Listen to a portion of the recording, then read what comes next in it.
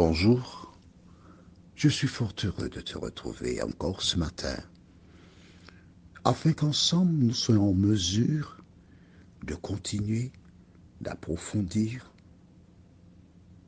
la parole que Jésus nous laissa, la parole que Dieu nous laissa, la parole que le Saint-Esprit nous permet de comprendre.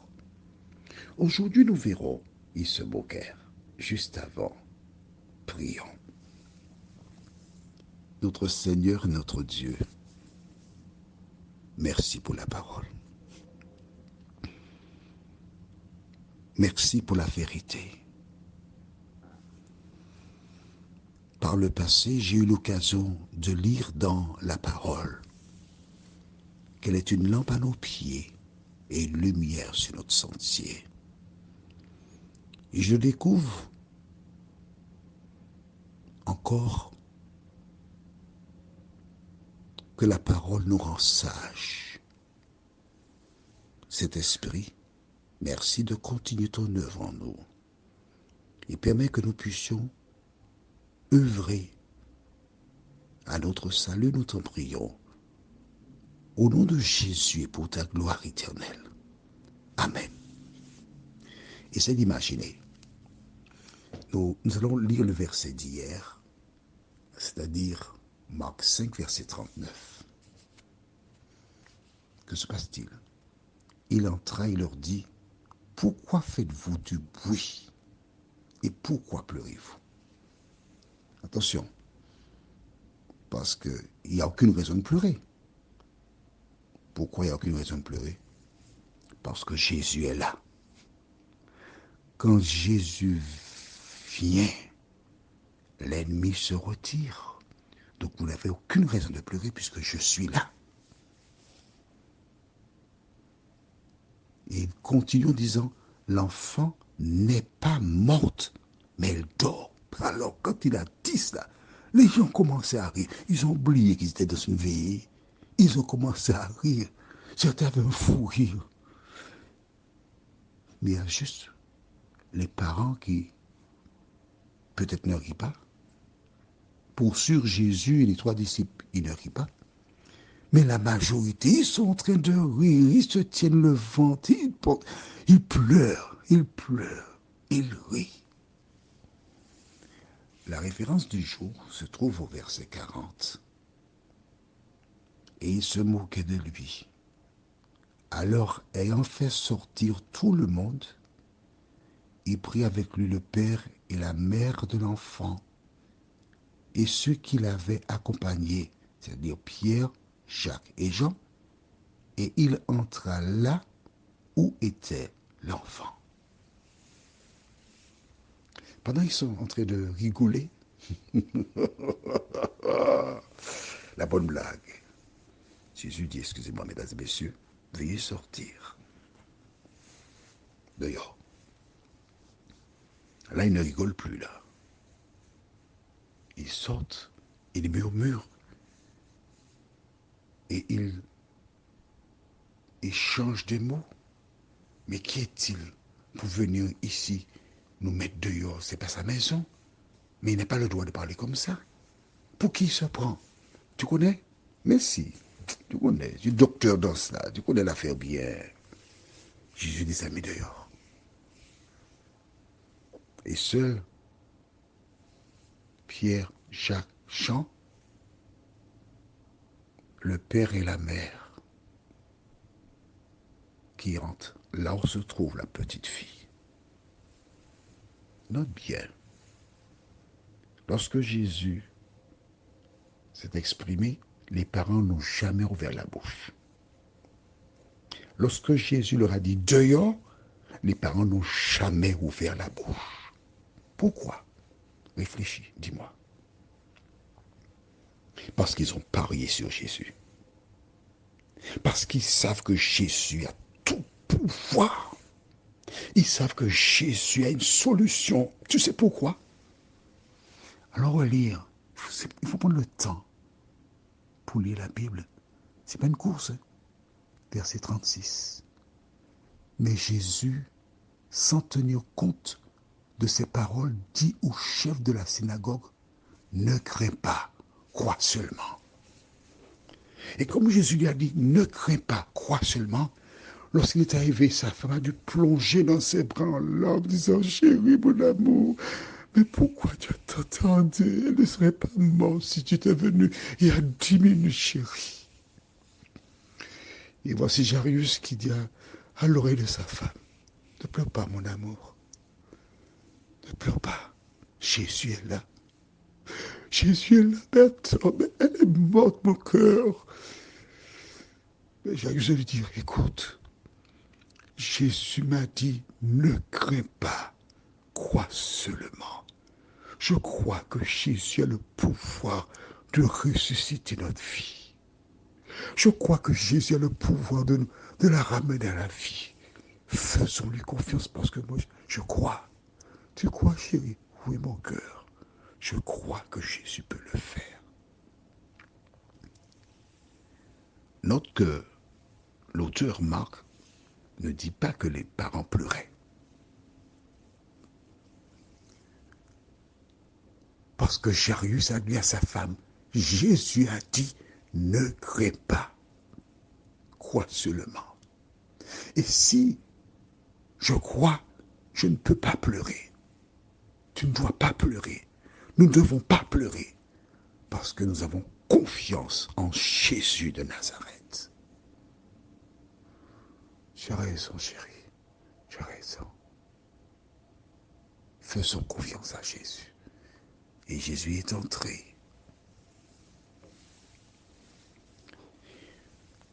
Nous allons faire une petite parenthèse parce que le récit est beau, mais il faut aussi que tu retiennes un certain nombre de choses. Allons dans le livre de Jean chapitre 20. On est dans le cadre, ne t'en fais pas. Ne crains pas, crois seulement. Jésus est mort le vendredi qu'on appelle communément le vendredi saint. Voilà pourquoi toutes les cloches des églises catholiques sonnent le vendredi à 15 heures, heure de la mort de Jésus. Il a été porté en terre. Les femmes, les proches de Jésus, c'est-à-dire les maris, la maman de Jésus, qu'on appelle communément la Sainte Vierge Marie, elles ont été préparées des aromates, des parfums, parce que la coutume voulait qu'on embaume les personnes décédées. Sauf que le soleil descendant le vendredi saint, et ces personnes étant des Hébreux, des Juifs, observent le sabbat du coucher du soleil du vendredi au samedi du coucher du soleil. Donc elles cessèrent leur activité, elles entrèrent dans le sabbat au coucher du soleil du vendredi saint. Elles restèrent dans cette activité jusqu'au coucher du soleil du samedi soir. Et le dimanche matin de bonne heure, elles se rendirent au sépulcre pour embaumer Jésus. Sauf que la pierre a été roulée par un ange et il y a un échange qui se fait. Découvrons cela à partir du verset 11 et nous irons jusqu'au verset 17. Cependant, Marie se tenait debout dehors près du sépulcre et pleurait. Ah, elle pleurait. Laisse les gens pleurer quand ils ont perdu un membre de leur famille. Tu as entendu? Bon. Comme elle pleurait, elle se baissa pour regarder dans le sépulcre. Et elle vit 2 anges vêtus de blanc, assis à la place où avait été couché le corps de Jésus, l'un à la tête, l'autre aux pieds. Ils lui dirent, « Femme, pourquoi pleures-tu » Elle leur répondit, « Parce qu'ils ont enlevé mon Seigneur, et je ne sais où ils l'ont mis. » En disant cela, elle se retourna et elle vit Jésus debout, mais elle ne savait pas que c'était Jésus. Pourquoi? Parce qu'une fois que les morts en Christ sont inhumés, quand ils ressuscitent, ils ont un corps incorruptible et immortel. Ce n'est pas la même personne. Voilà pourquoi Marie n'a pas reconnu Jésus. Tu te rends compte? Du vendredi au dimanche? Oh, il y avait un autre aspect. Mais elle échangeait avec Jésus. Mais oui, regarde, Jésus lui dit, femme, verset 15, pourquoi pleures-tu? Qui cherches-tu?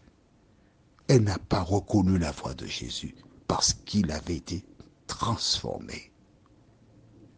Elle, pensant que c'était le jardinier, lui dit, Seigneur, si c'est toi qui l'as emporté, dis-moi où tu l'as mis et je le prendrai. Jésus lui dit, Marie. Elle se retourna et lui dit en hébreu, Rabouni, c'est-à-dire maître. Jésus lui dit, ne me touche pas, car je ne suis pas encore monté vers mon Père. Mais va trouver mes frères et dis-leur que je monte vers mon Père et votre Dieu, vers mon Dieu et votre Dieu. Tu entends? Le dimanche matin, Jésus n'était pas encore monté. Alors, il était où? Dans la tombe. Il attendait d'être ressuscité. Et ce n'est qu'après la résurrection, et je t'apprends quelque chose aujourd'hui, lorsqu'il a dit ça à Marie, il est monté au ciel. Eh oui, on ne te le dit pas. Mais oui, puisqu'il dit, ne me touche pas, je ne suis pas encore monté. Personne ne devait toucher à Jésus après sa résurrection, car il devait monter vers le Père afin que le sacrifice soit accepté. Et peu de temps après, il est revenu sur terre. Ah bon? Mais où est-ce que tu as appris ça? C'est vrai, tu ne vas pas voir ça écrit, mais s'il a dit, je ne suis pas encore monté, et plus tard, il dit à Thomas, mets ta main, touche, Thomas l'a touché. Explique-moi ça. On n'a pas besoin de faire la Sorbonne, hein?